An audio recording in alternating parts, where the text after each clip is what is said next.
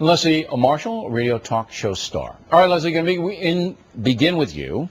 Am I wrong that saying it's global warming that's generating the angst on the far left? Am I wrong? I don't know if it's because I'm on the show so much, Bill, but we're beginning to think more and more alike. I don't know if that's scarier for you or for me. But I think it's the environment. For me, much scarier. Go. Okay. Well, I'm not a loon, Bill, but this is not a political issue. This is an environmental issue. It's not just global warming. And these liberals, as you say, and I am a liberal, on the left who are going against the president, are not a majority of the liberal people. You have to remember that, A, they want the president to do this separate from BP. BP is the enemy. 83% of Americans say that in the polls. But in addition to that, they don't like the methods that BP are using to clean up this mess. But let me challenge you. Let me challenge you on this. I think it was a Gallup poll. Could be wrong about Gallup, and if I am, correct me in my ear.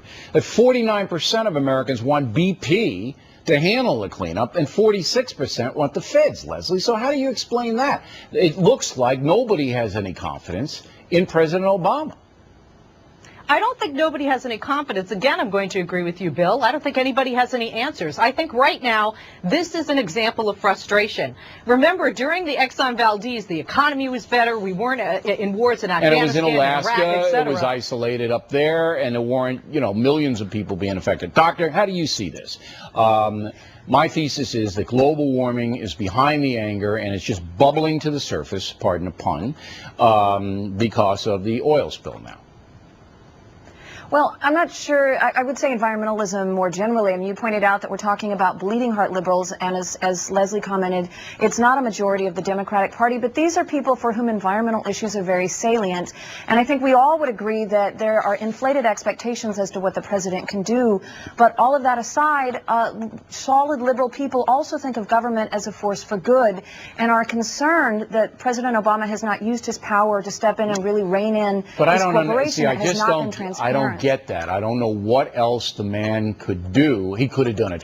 Now, I want you, Leslie, to react to this soundbite by the BP chairman. This happened just a few hours ago. Roll it. How long did you spend with the president himself?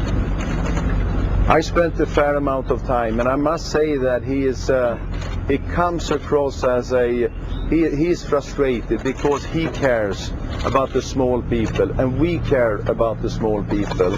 I hear comments sometimes that large oil companies are greedy companies who don't care, but that is not the case in BP. We care about the small people. So Leslie, are you a small person? I mean, who is he talking about? Who are these small people?